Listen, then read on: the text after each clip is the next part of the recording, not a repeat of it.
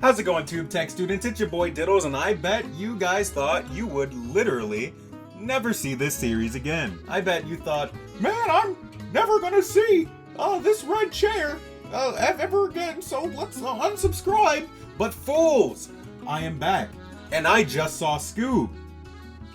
It was okay. It's not a masterpiece, but I thoroughly enjoyed my time watching the movie. The film sort of tricks you into thinking it's gonna be a sort of origin story, but then it quickly does a heel turn and turns into like an action adventure comedy. Now, let's get the elephant out of the room before it breaks something.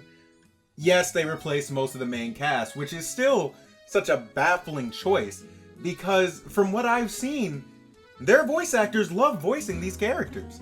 So like, it really sucks knowing that some of them got replaced and didn't even know about it until the trailer dropped. Like Matthew Lillard.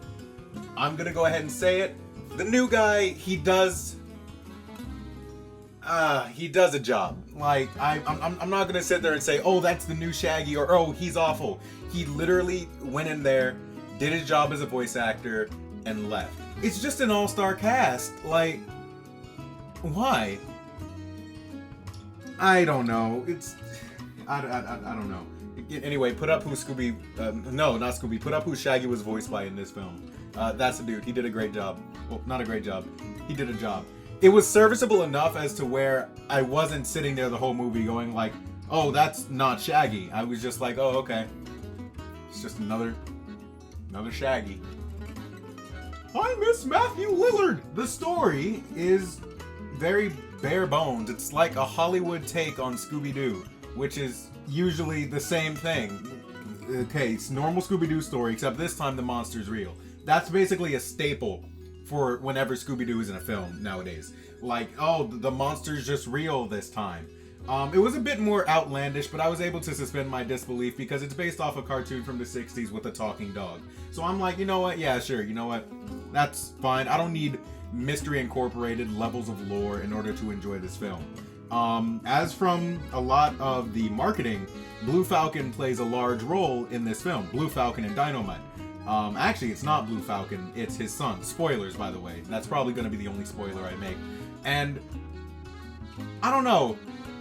I don't know about him as a character. Like, as a character in the film, I don't know about him. Because he seems as just like a gateway for making millennial jokes. And like, yeah, I get it. No one is... Oh, what's the word?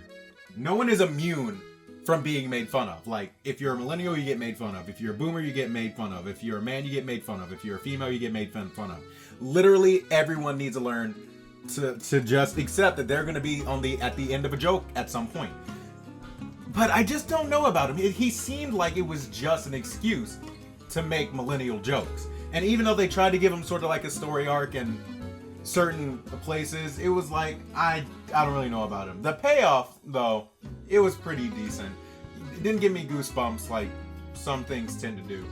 But it was basically that. The film really does center around Shaggy and Scooby's relationship. I mean, they could have gone the route that the live action films did, where it focused on Daphne, Fred, Velma, Scooby, and Shaggy. I should have just said the whole gang. But this one primarily focused on Shaggy and Scooby and what their dynamic in the team is. Because Velma's the smart one, Fred is the trap lover, Daphne is the girl. So what is Shaggy and Scooby?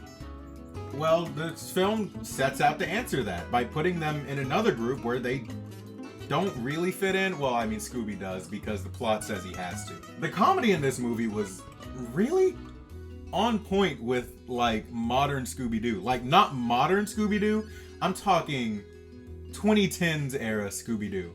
It was very on point with that. And I don't know if this is just me being old or not, but I swear Scooby should not have talked as much. Like, I don't know if it's just me, but I don't remember Scooby talking as much as he did in this film.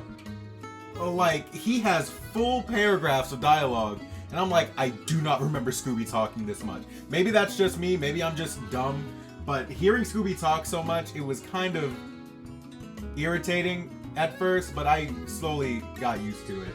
All in all, it's really just a Hollywood byproduct of Scooby-Doo.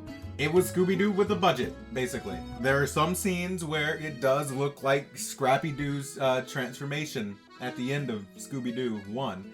But other than that, it was really good. Like, there's one scene where Daphne gets down on her hands and knees, to hug Scooby, and when she's rubbing his fur, I'm like, oh my god, that fur looks really good. And then on the next shot, it swivels around and it shows Shaggy really close from the back, and I'm like, yo, his clothes look so good. Whoever made these models, they earned their paycheck. That was so good. They looked so clean. And the last thing I'm going to say about this movie, because this review is going on very long and I didn't have the foresight to take notes during this, they missed a very easy opportunity, because as you've seen from the trailers, there's like little robot men in there, and there's one of them who gets abused like really bad, and he basically gets his head torn off and replaced with like a vacuum. So basically he's like a bunch of scraps put together. They missed a very easy opportunity to call him Scrappy. I know it's not Scrappy, but oh my gosh, it was right there and they didn't take it, and I was very upset.